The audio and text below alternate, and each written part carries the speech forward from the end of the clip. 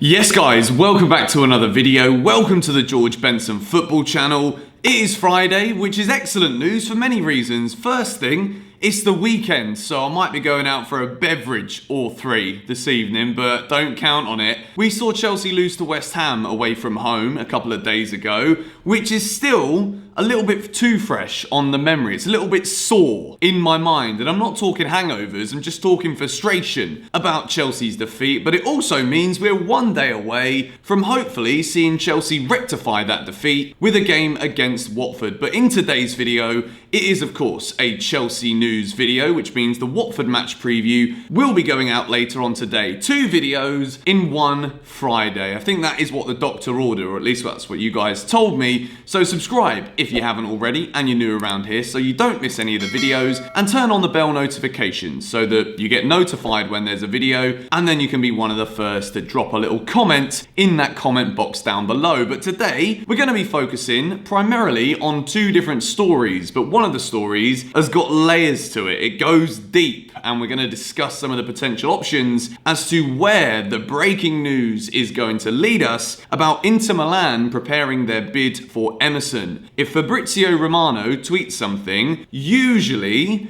it means that it's going to happen, or it's happening, or it's happened. So for that very reason, I've got good reason to believe that Emerson is on his way out of Chelsea Football Club to move to Inter Milan to be reunited with Chelsea's former manager, one of the unsung heroes of the Abramovich era, in my opinion, Antonio Conte. Emerson towards Inter is good news for Chelsea because we know that the left-back position is an area where we're looking to strengthen, and it would have been difficult for us if the summer was drawing on and we still had both Emerson and Marcos Alonso contracted to Chelsea. It would mean that we had 3 relatively high-profile left-backs at the club, which would mean a lot of things. It would mean we'd be paying wages to 3 players. We missed the opportunity to sell one of them to cash in, and it also stunts the development of young Ian Matson, who is an academy graduate who a lot of Chelsea fans, myself included, have got big expectations for, and over the next couple of years, whether it's a loan move or just being on the verge of the first team, it's something we'd like to see happen. So,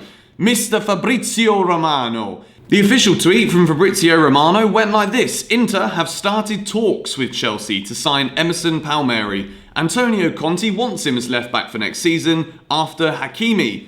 Official bid to be made soon. We know that Inter Milan are trying to create a project under Antonio Conte to actually start really challenging Juventus, who have got the monopoly right now in terms of winning titles in the Serie A. So I had a sneaky feeling that either one of Emerson or Alonso would end up being reunited with Mr. Antonio over in Italy, and it's looking like Emerson, the Italian, is the one that is going to be. So rolling with this story, we're going to use that as fuel to discuss the potential that Chelsea have of signing left-backs. Now, I've got 2 today that aren't Ben Chilwell. We all know that Chelsea have Ben Chilwell firmly in their sights as their number 1 target. The biggest stumbling block is whether or not Chelsea are willing to pay the asking price that Leicester City are asking. I've talked about that countless times on the channel. I've given my thoughts. I think that the asking price for Ben Chilwell is astronomical. I think Chelsea should be focusing their attention elsewhere so that we can keep funds available for other areas on the field for players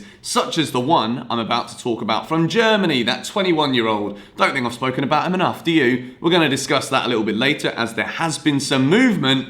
However, as for Chelsea, we are supposedly going to turn to Lucas Digne of Everton if the bids for Chilwell aren't sufficient enough and Chelsea decide to detract their attention away from signing the 23-year-old Englishman at Leicester. Lucas Digne of Everton is a very good attacking left-back, and Everton, similar to Leicester, Everton are looking to try and bridge the gap between the so-called Big Six and themselves. Carlo Ancelotti has came out and said this week that he wants to see Everton challenging in the Premier League for not just the top 4, but for Premier League titles, which are a little bit far away from that at this point, but Carlo Ancelotti's already won Premier League titles. We all know where he did that. So obviously the ambition of Everton is pretty big, and they don't want to be selling one of their top players. Digne is one of their best players. They're not going to be wanting to sell him to Chelsea because, again, that not only strengthens us, but it also weakens them, and they'd have to go out and spend a lot of money to replace someone of Digne's abilities. So, what would Chelsea be having to spend if they were to sign the Everton left-back? Again, it would probably be something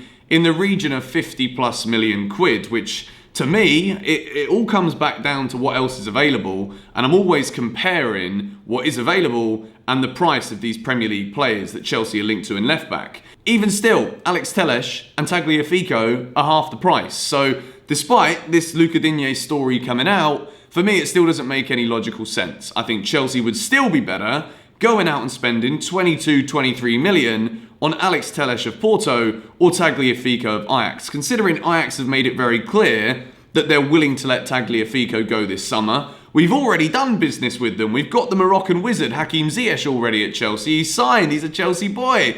So Chelsea have got this relationship with Ajax. They might not want to just be like a Chelsea feeder club. That's not the way they want to be perceived, but Tagliafico, he's a good left back. We need a left back. It just makes a lot of flipping sense. But if we do take a look at Digne's Premier League stats, I don't just want to be totally put off by the price. Digne is a very good player. He's made 64 Premier League appearances, scoring 4 goals with 10 assists, and he's been part of 18 clean sheets at Everton. As well as that, we've also got a very good tackle percentage success rate from Digne. He's made 64 tackles and made 64% of them this season. He also wins a majority of his duels and his aerial battles and is pretty successful in his 50-50 tackles. So Digne, very good player. I do think of him very highly in the Premier League as left-backs go.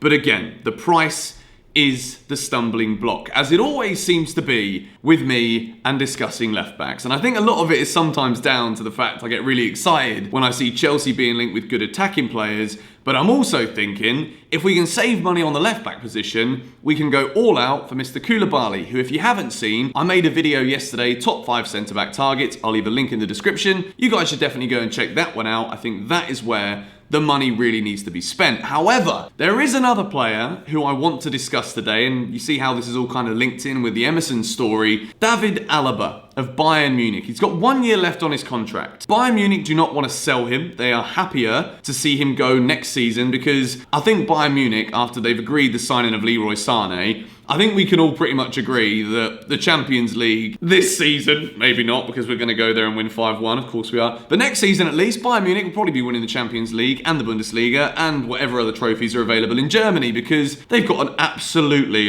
it's the prospect of playing against Bayern, I'd rather just not show up, to be honest. It's a little bit ridiculous. Gnabry, Sané, Lewandowski, flipping Thomas Muller, it's daunting. So they want to keep Alaba as part of that project for next season because he is one of the complete players in their team. But the reason why I really think Chelsea should be going all out to sign David Alaba is not just to weaken Bayern Munich, of course. It's because of what he could potentially bring to Chelsea. So David Alaba started out the majority of his career as a left-back, and we've seen throughout the years that David Alaba is absolutely brilliant going forward. He's a great tackler, he can get back as well, which is something that one of our left-backs is still trying to do now. Rumour has it he's still not made the Chelsea box at West Ham, he's still trying. Marcus Alonso, not the quickest player in the footballing world, however, Alaba would change all of that for Chelsea. We'd have a player that can not only flood forward and create opportunities moving in the aggressive state, but he can also come back and defend very well too. Not only that, but if we keep Marcus Alonso at the club, because we're going to be offloading Emerson to Inter Milan, keeping Marcus Alonso is probably something Chelsea are looking to do. Therefore, if Frank Lampard, as we've seen him do this season, wants to go out and play with a 3-5-2, Alaba can be the left centre-back, meaning Marcus Alonso can still go to Spurs away, score 2 goals, and be a part of the Chelsea project. We know that Alonso, in the wing-back role, is very good. Just imagine this, Chelsea fans.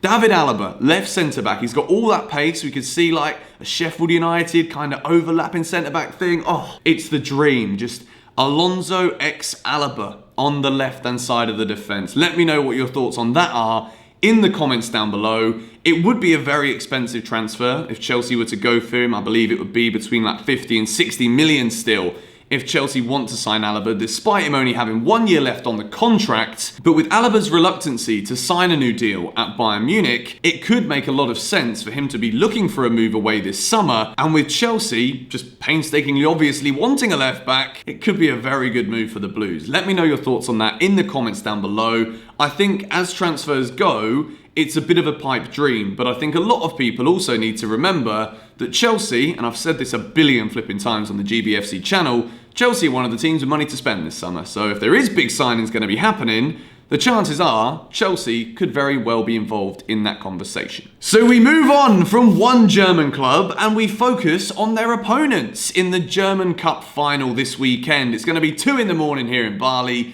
It's what time would that be? 7 p.m. kickoff in Germany. It's Bayer Leverkusen versus Bayern Munich, and likely it's going to be the final game in a Leverkusen shirt for 21-year-old attacking midfielder Kai Havertz. If you've been living under a rock and not watching my videos, then great, because I've spoken about him a lot on the channel. But there has been some slight developments in the journalism world, and Matt Law, who's a reporter for The Telegraph, has said that Chelsea are preparing to step up pursuit of Kai Havertz. And if we think about what would make logical sense, Chelsea are a very classy club when it comes to approaching transfers. We've managed to nail down over the years the way to conduct our business, the way to approach talks, the way to submit bids, and it's looking as though Chelsea have been waiting for Bayer Leverkusen's season to finish. Obviously, Kai Havertz is probably going to feature in that game against Bayern Munich tomorrow, whether he's set to leave Leverkusen or not. So, if Chelsea were waiting for that final game of the season, this would make total sense as to what Matt Law is reporting, for Chelsea to finally start an aggressive pursuit of Havertz. It's come up in conversation a lot this week that with Chelsea's alarmingly obvious defensive frailties against West Ham,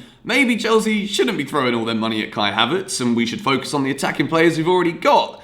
But the way I see this is, if Havertz is available and Chelsea have got the money to spend on him, not only is it a very sound financial investment, because you can just bet your bottom dollar that Barcelona, Bayern Munich, Real Madrid, they'll be knocking on the door of this player as he enters the prime years of his career, which is still probably 5 or 6 years away. So, if Chelsea can have a player that I already consider to be world class for less than 100 million, we're talking 75 mil.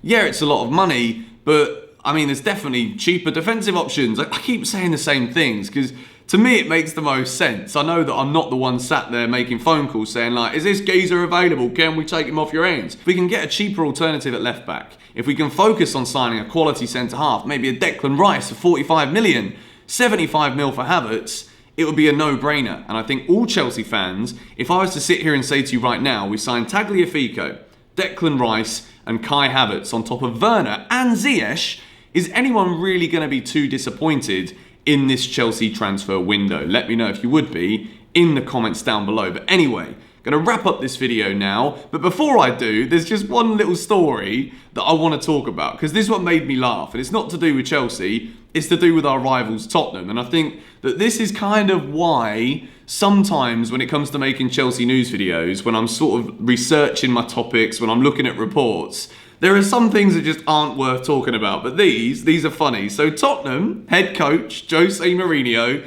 says he would not swap Argentina midfielder Giovanni Lo Celso, 24 years old, for Man United's Bruno Fernandes after Spurs missed out on the 25-year-old Portuguese midfielder last summer, reported by Sky Sports. It's like if you take your girl on holiday and you're sat there around the pool and you see another female who you actually quite like the look of, but you tell your girl, you know what? I wouldn't swap you. I wouldn't swap you. Of course Mourinho's not going to say that he'd swap another player of a rival team for his current player. What is this? Like, surely this isn't even a thing. Like, why was that question even asked? But anyway, we'll leave that one to the side. I want to ask you to subscribe to the George Benson football channel if you're new around here and you haven't already done so. Hit the like button on today's Chelsea transfer news video. If we can hit 4,797, then that would be absolutely delightful for the first video on Friday. Got a Watford preview out for you guys later, so join me for that one. I'll see you all there. Bye-bye.